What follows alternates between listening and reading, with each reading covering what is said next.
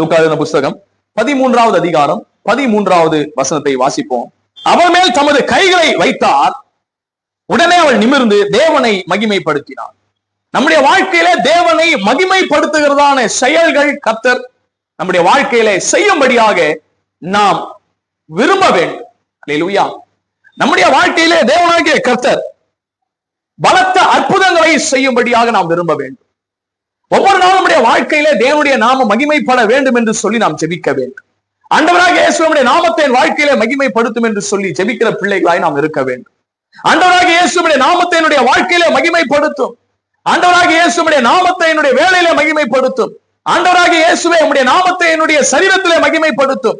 ஆண்டவராக இயேசுவே நம்முடைய நாமத்தை என்னுடைய பொருளாதாரத்திலே மகிமைப்படுத்தும். ஆண்டவராக இயேசுவினுடைய நாமத்தை சபையிலே மகிமைப்படுத்தும். ஆண்டவராக இயேசுவினுடைய நாமத்தை என்னுடைய குடும்பத்திலே மகிமைப்படுத்தும். ஆண்டவராக இயேசுவினுடைய நாமத்தை என்னுடைய செல்வ செழிப்பிலே மகிமைப்படுத்தும். ஆண்டவராக இயேசுவினுடைய நாமத்தை என்னுடைய எல்லா பிரயாணங்களிலும் மகிமைப்படுத்தும். ஆண்டவராக இயேசுவினுடைய நாமத்தை என்னுடைய ஊழியத்தை மகிமைப்படுத்தும் என்று சொல்லி ஒவ்வொரு நாளும் அவருடைய மகிமையை நாம் எதிர்பார்க்கிற ஜனங்களாய் இருக்க வேண்டும். அல்லேலூயா. ஆண்டவராக இயேசு கிறிஸ்து சொல்லுகிறார், இந்த உலகத்திலே உங்களுக்கு உபத்திரவம் உண்டு, ஆனாலும் திடன் கொள்ளுங்கள், நான் உலகத்தை ஜெயித்தேன். ஆண்டவராக இயேசு ஊழியம் செய்த காலத்திலே பார்க்கும் பொழுது அவருக்கு ஒரு புறம் ஜனங்கள் ரட்சிக்கப்பட்டாலும் இன்னொரு புறம் அவருக்கு விரோதமாக எதிர்ப்புகள் எழும்பிக் கொண்டே இருந்தது. அவருக்கு விரோதமாக சத்ரு எதையெல்லாம் செய்ய முடியுமோ, எப்படியெல்லாம் செய்ய முடியுமோ அவருடைய ஊழியத்தை கெடுப்பதற்கு, அவரை ஊழியம் செய்ய விடாதபடிக்கு தடுப்பதற்கு சாத்தானானவன் பல மனிதர்களை பயன்படுத்தி கொண்டே வந்தான். மனிதர்களுடைய சரீரத்தை தாக்குறான், மனிதர்களுடைய ரட்சிப்பை தாக்குறான், மனிதர்களுடைய சரீர சுகத்தை தாக்குகிறான், மனிதர்களுடைய சமாதானத்தை தாக்குறான். இதெல்லாம் எப்படி தாக்குவான் என்றால் பிற மனிதர்களை வைத்தே செய்கிறான். பிற மனிதர்களை வைத்து என்ன பண்றான்? செய்கிறான். இன்னொன்று பார்க்கும் பொழுது நேரடியான தாக்குதல்களையும் அவன் ஏறெடுக்கிறான். லூக்கா புஸ்தகம் 13ஆம் அதிகாரம் 11ஆம் வசனத்தை வாசிங்க. அப்போது 18 வருஷமாய் பலவீனப்படுத்தும் ஆவியை கொண்ட ஒரு ஸ்திரீ அங்கே இருந்தால், அவள் எவ்வளவு நிமரக்கூடாத கூனியாய் இருந்தார். எவ்வளவு நிமரக்கூடாத கூனி, அதாவது நோய்களை கொடுக்கிறவன் யாரு? சாத்தான். நோய்களை கொடுக்கிறது சாத்தான்.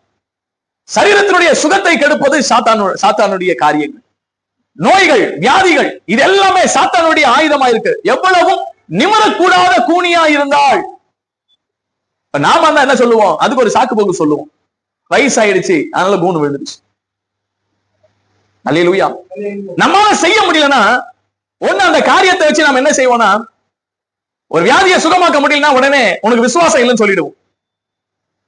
உனக்கு விசுவாசம் இல்லை, நீ என்ன பண்ண? விசுவாசிக்கணும். அல்லேலூயா. இப்ப இவ விசுவாசிச்சாலா இல்லையான்னு நமக்கு தெரியாது. இவ இயேசுவை பார்த்தாலா பார்க்கலையான்றது நமக்கு தெரியாது. கூனியா இருக்கிற 18 வருஷமா கூனியா இருக்கிறவன இயேசு பார்க்கிறார். அவ எவ்வளவு நிமரக்கூடாத ஒரு ஸ்திரியா இருந்தா. அவருடைய பலவீனம், அந்த பலவீனத்தினுடைய உக்கிரம், அந்த பலவீனத்தினுடைய உக்கிரம் இன்னைக்கு நம்மளால செய்ய முடியலன்னா செய்யறவங்களை குறை சொல்லிடுவோம். அல்லேலூயா. நம்மளால செய்ய முடியலன்னா அதுக்கு ஏத்த மாதிரி ஏதாவது ஒரு சாக்கு போக்குகளை சொல்லக்கூடிய ஊழியர்கள் தான் இன்னைக்கு இந்தியாவில் அதிகமா இருக்கிறாங்க. அல்லேலூயா. செய்ய முடியாத காரியத்தை இயேசு செய்கிறார். ஆனா இன்னைக்கு இருக்கிற ஊழியக்காரர்கள் என்ன பண்றது கிடையாது, செய்வது கிடையாது. அது நடக்கலாம் அப்படின்னா உடனே என்ன செய்யறோம்? விசுவாசிக்கு மேல பழிய போட்டுறோம்.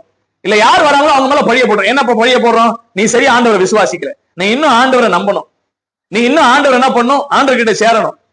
அல்லேலூயா. போன்ற பலவிதமான சாக்கு போக்குகளை சொல்லி அவனுடைய சுகத்துக்காக நாம் ஜெபிக்காதபடி நாம் நழுவி போய் விடுகிற ஒரு ஊழியக்காரர்களா இருக்கிறாங்க. அல்லேலூயா. இந்த பலவீனத்தை கொண்டு வருகிறது யாரு? பிசாசு, சாத்தானுடைய கட்டுன்றார். இதோ சாத்தான் 18 வருஷமாய் கட்டியிருந்த ஆபிரகாமின் குமாரத்தியாகிய இவளை, அதாவது எத்தனை வருஷமா கட்டி இருந்தா? 18 வருஷமாய் சாத்தான் கட்டி இருந்த. அப்ப சாத்தானுடைய கட்டு அவனால இருக்குது. அல்லேலூயா. சாத்தானுடைய கட்டு அவனால இருக்குது. அது ஆண்டவருக்கு தெரியுது. ஆண்டவராக இயேசு பார்க்கிறார். ஏன் அவன் கூனியா இருக்கிறான்? ஏன்னா சாத்தான் அவனை கட்டி வச்சிருக்கிறான்.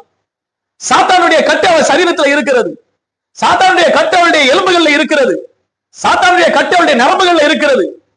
அல்லேலூயா. சாத்தானுடைய கட்டு வாழ்க்கையில இருக்கிறது. சாத்தானுடைய கட்டு அவனுடைய எதிர்காலத்துல எல்லாவற்றையும் அழிக்கும்படியாக அவனுடைய கட்டுகள் எல்லா காரியங்களையும் அவன் போட்டு வச்சிட்டான். அப்ப இயேசு அவனை பார்க்கும் பொழுது மிகுந்த ஒரு எதிர்பார்ப்போடு பார்த்திருப்பான். ஆண்டவரே, பிதாவே, இவளை குணப்படுத்தணும். அல்லேலூயா. இவளை என்ன செய்யணும்? குணப்படுத்தணும். ஆனா அடுத்த வர சம்பவம் அப்புறம் பார்த்துக்கலாம். முதல்ல நான் என்னுடைய ஆடுகளை என்ன செய்யணும்? குணப்படுத்த வேண்டும். என்னுடைய ஆடுகளை நான் குணப்படுத்தணும், என்னுடைய ஆடுகளை நான் காப்பாற்றணும், என்னுடைய ஆடுகளை நான் சுகப்படுத்தணும், என்னுடைய ஆடுகளை நான் பலப்படுத்தணும் போன்ற பல காரியங்களையும் கிரியைகளையும் செய்ய வந்தவர் தான் உலக ரட்சகராகிய இயேசு கிறிஸ்து. இந்த கூனியை நினைச்சிருக்கலாம், அவ்வளவுதான் என்னுடைய வாழ்க்கை முடிஞ்சது. ஏன்னா இப்பேற்பட்ட கூன் விழுந்து போச்சு, இதை யாராலும் என்ன பண்ண முடியாது, நிமித்த முடியாது. என்னுடைய வாழ்க்கை முடிஞ்சு போச்சு, அவ்வளவுதான். இது பிற்பாடு நான் என்ன செய்யணும், தரையே பார்த்துட்டு நான் என்ன பண்ணும், செத்து போக வேண்டும் அப்படி என்று சொல்லி, அது பலவீனமா இருக்கட்டும், சாத்தானுடைய கட்டா இருக்கட்டும், எதுவாக இருக்கட்டும் சரி, ஆனா இயேசுவால செய்ய முடியாதது எதுவுமே கிடையாது. அல்லேலூயா. இயேசுவால் எல்லாவற்றையும் செய்ய முடியும். எல்லா வியாதிகளையும் இயேசுவினால் குணப்படுத்த முடியும். எல்லா நோய்களையும் இயேசுவினால் குணப்படுத்த முடியும். எல்லா மந்திரங்களையும் இயேசுவினால் முறியடிக்க முடியும். எல்லா மாந்திரிக கட்டுகளையும் இயேசுவினால் அழித்து போட முடியும். பிசாசின் கிரியைகளை அழிக்கும்படிக்கே தேவகுமாரன் வெளிப்பட்டார். அல்லேலூயா. எல்லாருடைய வாழ்க்கையில் இருக்கிற எல்லா பிசாசின் கிரியைகளை அழிப்பதற்காக இயேசு வந்தார். அதை அழித்து இருளில் இருக்கிற ஜனங்களை மீட்டெடுத்து பரலோக தேவனாகிய ஒன்றான மெய்தேவனிடத்தில் சேர்க்கும்படியாக தான் இயேசு வந்தார். அல்லேலூயா. இருளில் இருக்கிற ஜனங்களை என்ன செய்ய வேண்டும், வெளிச்சத்திற்கு கொண்டு வர வேண்டும் என்பதற்காக இயேசு வந்தார். வியாதியும் பலவீனமாக இருக்கிறவர்களை, வேதனைப்படுகிறவர்களை வேதனை நீக்கும்படியாக இயேசு வந்தார்.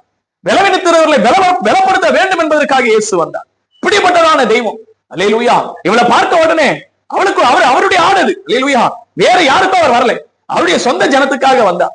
உடனே பார்க்கிறார், நீ என்ன விசுவாசிக்கிறாயான்னு கேட்கல, நான் உனக்கு என்ன செய்ய வேண்டும் கேட்கல, நான் உனக்கு ஏதாவது செய்ய வேண்டுமான்னு அவர் கேள்வி கேட்கல.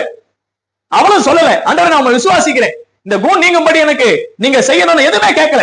நீர் தான் இயேசு, நாம தேடி வந்தேன், கூக்குரல் இடல, அழுவல, எதுவுமே செய்யலாம். இயேசு நாம விசுவாசிக்கிறேன்னு சொல்லல, எதுவுமே பண்ணல. ஆனா இயேசு அற்புதத்தை செய்தார். அல்லேலூயா. இயேசு என்ன செய்தாருங்க, அற்புதத்தை செய்தார். அவள் மேல் தமது கைகளை வைத்தார். உடனே அவள் நிமிர்ந்து தேவனை மகிமைப்படுத்தார். அல்லேலூயா. அவர் கையை வச்ச உடனேயே அவளுடைய குணம், அந்த பலவீனம் நீங்கி, அந்த கூன் நீங்கி அவள் நிமிர்ந்தார். அல்லேலூயா. நிமிரும் பொழுது அவளுடைய வாழ்க்கை உயிர்ப்பிக்கப்படுகிறது. நிமிரும் பொழுது அவளுடைய வாழ்க்கை மீண்டுமாய் புதிய வாழ்க்கையாய் மாறுகிறது. நிமிரும் பொழுது அவளுடைய வாழ்க்கையில ஒரு வெளிச்சம் வந்து விட்டது. நிமிரும் பொழுதே அவளுடைய வாழ்க்கையில மகா பெரியவர் வந்து விட்டார். அல்லேலூயா. பெரிய ஒரு சுகம் அவளுக்கு கிடைச்சு விட்டது. பெரிய ஒரு சந்தோஷம் அவளுக்கு கிடைச்சிருச்சு. யாரும் எதிர்பார்க்காத ஒரு சந்தோஷம். அல்லேலூயா. பெருத்த ஒரு சந்தோஷம், பயங்கரமான ஒரு சந்தோஷம் அவளுக்கு கிடைச்சு. இயேசு அப்பேற்பட்ட அற்புதத்தை செய்கிறவர். நான் இதை செய்ய மாட்டேன், அதை செய்ய மாட்டேன்னு சொல்லி யாருக்கும் இயேசு எதையுமே தடை பண்ணல. இப்பொழுதும் சரி, யாருக்கும் இயேசு தடை பண்ணுகிறவர் அல்ல. ஆனா நாம நினைச்சிட்டு இருக்கிறோம், மனுஷர்களுடைய கள்ள உபதேசத்தினாலே நாம் என்ன செய்து விடுகிறோம், நம்முடைய ஆசீர்வாதங்கள் நம்ம இழந்து போய் விடுகிறோம். ஏமே எனக்கென்றும் குறை இல்லை, இப்பவுமே சொந்தம் இல்லை. பாடுவாங்க பாட்டு, எனக்கென்றும் குறையே இல்லை. ஆனா பார்த்தா 5 லட்சம் 10 லட்சம் கடன்ல இருப்பாங்க. குறை இல்லையாப்பா அவங்களுக்குள்ள? அல்லேலூயா. குறை இருக்குது. அப்படின்னு என்ன, பணத்துக்காக ஜெபிக்கும் பொழுது பண ஆசை பணாதே என்று சொல்லி அடுத்த ஒரு ஊழியக்காரன் சொல்லுவான் வசனத்தை சொன்ன உடனே என்ன ஆகும், இந்த அம்மாக்குள்ள இவங்களுக்குள்ள பணம், ஐயோ நான் பணத்துக்காக கட்டணமே, கடனை அடைக்கணுமே, கடன்காரன் வந்து நிப்பானே, பயங்கரமான வேதனை. ஆனாலும் நீ படுகிற பாடுகள் உனக்கு நல்லது வரும். எந்த பாடு? கிறிஸ்துவின் நிமித்தம் நீ பாடுபடணும். கடனை வாங்கினவன் என்ன செய்யணும், கடனை திருப்பி அடைக்கணும். அதுதான் சத்தியம் சொல்லுது. ஆனா நீ கடன் வாங்கிட்டு நான் பாடுபடுறேன், கிறிஸ்துவுக்காக பாடுபடுகிறேன் என்று சொன்னால் உன்னை நீயே ஏமாற்றிக் கொள்ற. அல்லேலூயா. அப்ப கடன் வாங்கின நீ கடனை திருப்பி அடைக்கும்படியாக ஆண்டவரிடத்துல ஜெபிக்க வேண்டுமே. கடனை நீ திருப்பி கொடுக்கும்படியாக ஆண்டவரிடத்துல ஜெபிக்கணுமே. நீ அதிகமாய் கொடுத்தால் உனக்கு கர்த்தர் கொடுப்பார் என்று சொல்லி படுகிற பயங்கரமான பிரசங்கங்கள், பிரசங்கம் பண்ற பிரசங்கியார் என்ன பண்றாரு, அவர் கோடி கோடியா வளர்ந்துருவார். ஆனா கொடுத்த விசுவாசி அப்படியே தான் இருக்கும். கடன் மாறாது, பிரச்சனை மாறாது, போராட்டங்கள் மாறாது, ஒவ்வொரு நாளும் வேதனை, கண்ணீர், அவமானம், நிந்த. அப்ப என்ன காரியம், நீ சத்தியத்தை சரியாக கவனிக்கவில்லை. சத்தியத்தை அறிவீர்கள், சத்தியம் உங்களை விடுதலையாக்கும் என்று சொல்லும் பொழுது சத்தியத்தை அறியாதபடிக்கு மனிதர்களுடைய வீண் போதனைகள், மனிதர்களுடைய தவறான போதனைகளாலே நீ சிக்கிக்கொண்டு அந்த போதனைகள் உன்னை வளர விடாதபடிக்கு உன்னை கடனிலேயே வைத்திருக்கும். ஆனா அந்த ஊழியக்காரர் மட்டும் வளர்ந்துருவார். இதுதான் தந்திரம், இதுதான் சூழ்ச்சி, இதுதான் மோசமான காரியம். அருமையான தேவனுடைய ஜனமே, இயேசுவை முழு மனதோடு நம்பும் பொழுது, இயேசுவை முழு இதயத்தோடு நம்பும் பொழுது கர்த்தர் என்ன செய்கிறார், அந்த இடத்துல எப்பேற்பட்ட தேவையா இருந்தாலும் அவர் நிறைவேற்ற வல்லவராய் இருக்கிறார். அல்லேலூயா. அவருடைய ஜனங்களுடைய தேவைகளை நிறைவேற்ற அவர் வல்லவராய் இருக்கிறார். அவருடைய ஜனத்தினுடைய தேவைகளை நிறைவேற்ற அவர் ஆவலாய் இருக்கிறார். அல்லேலூயா. கர்த்தர் தம்முடைய குறைகளை எல்லாம் நிறைவாக்குவார். நிறைவாக்குவார் தான் சொல்றார். யாருக்கு கொடுக்க மாட்டேன்னு சொல்றாரா? இல்ல, நிறைவாக்குவேன் சொல்றார். அப்ப நிறைவுபடுத்துகிறவர் நம்மோடு இருக்கிறார். இவருடைய வாழ்க்கையில கர்த்தர் நிறைவை உண்டாக்கினார். அல்லேலூயா. அவள் கூனியா இருந்தா, அது குறையா இருந்தது. அல்லேலூயா. அவள் கூனியா இருந்தா எவ்வளவு நேரம் நிமிர முடியல. அவள் கூனியா இருக்கும் பொழுதே அவள் வாழ்க்கை எப்படிதான் இருக்கும், எல்லாமே குறையாதான் இருக்கும். அல்லேலூயா. சாப்பாட்டு குறையாதான் இருக்கும், வேலை செய்ய முடியாது. அல்லேலூயா. சம்பாதிக்க முடியாது, மற்றவர்களுடைய கைகளை எதிர்பார்த்து கொண்டு இருப்பான், மற்றவர்களையே சார்ந்து இருக்கக்கூடிய ஒரு நிலையை இருந்திருப்பான். நிறைய பேர் திட்டி இருப்பாங்க, ஒரு நாள் 2 நாள் சாப்பாடு போடுவாங்க, அதுக்கப்புறம் என்ன செய்வாங்க, அதுக்கப்புறம் இதுக்கு சரியான வேற வேலை இல்லை, இதுக்கு சரியான வேற வேலை இல்லை, எப்ப பாரு வந்து நம்மளையே கேட்டு தொந்தரவுப்படுத்தி கொண்டு இருக்கிறதுன்னு சொல்லுவாங்க. அடுத்தது என்ன செய்வாங்க, வெளியில போகும்பொழுது கூனி வந்துட்டா வெளியில போகாதீங்க என்று சொல்லி அவளை என்ன பண்ணுவாங்க, அவளை தள்ளி வைப்பாங்க, அவளை அவமானப்படுத்துவாங்க, அவளை திட்டுவாங்க. அல்லேலூயா. அவளை என்ன பண்ணுவாங்க, தகாத வார்த்தைகளால பேசி அவளை மனமடி வாக்கி மன கிளேசத்தை கொடுத்து மன கஷ்டத்தை கொடுத்து மன வேதனையை கொடுத்து அவளை என்ன செய்வாங்கன்னா ஒதுக்கி வைப்பாங்க. அல்லேலூயா. ஆனா இயேசு அப்படிப்பட்டவர் அல்ல. மனிதர்கள் உன்னை புறம்பாக்கலாம், இயேசு உன்னை புறம்பாக்க மாட்டார். மனிதர்கள் உன்னை கூனி என்று சொல்லலாம், மனிதர்கள் உன்னை உருப்பட மாட்டேன் என்று சொல்லலாம், மனிதர்கள் உன்னை கேவலமாக நினைக்கலாம், ஆனா இயேசு ஒருபொழுதும் அப்படி நினைக்கிற தேவன் அல்ல. இயேசு உன்னை பார்க்கும் பொழுதே உன்னை பெரியவனாக பார்க்கிறார். இயேசு உன்னை பார்க்கும் பொழுதே ஆசீர்வதிக்கப்பட்டவனாக பார்க்கிறார். இயேசு உன்னை பார்க்கும் பொழுதே விடுதலை அடைந்தவனாக பார்க்கிறார். இயேசு உன்னை பார்க்கும் பொழுதே நீ சுத்தவானாக உன்னை பார்க்கிறார். இயேசு உன்னை பார்க்கும் பொழுதே உன்னை தேவனுடைய பிள்ளையாக பார்க்கிறார். அல்லேலூயா. இப்படிப்பட்டதான பார்வையில் பார்க்கிறவன் ஆண்டவராக இயேசு கிறிஸ்து. மனிதனுடைய பார்வை கீழ்த்தரமாக இருக்கும், மனிதனுடைய பார்வை பாவத்தினால் நிறைந்த பார்வையா இருக்கும். ஆனா ஆண்டவராக இயேசு கிறிஸ்துவின் பார்வை பரிசுத்தமான பார்வை, உன்னை பரிசுத்தமாக்குகிற பார்வை, உன்னை சுகமாக்குகிற பார்வை, உன்னை உயர்த்துகிற பார்வை, உன்னுடைய வாழ்க்கையை வளர செய்கிற பார்வையாக தான் ஆண்டவருடைய பார்வை இருக்கும். அல்லேலூயா. இவர் சொல்றார், ஆண்டவராக இயேசு என்ன பண்றாருங்க, அவள் கைகளை வைத்து அவளை சுகமாக்கின உடனேயே அவள் நிமிர்ந்து தேவனை மகிமைப்படுத்தினாள். அல்லேலூயா. அவள் என்ன செய்தாலாம், தேவனை மகிமைப்படுத்தினாள்.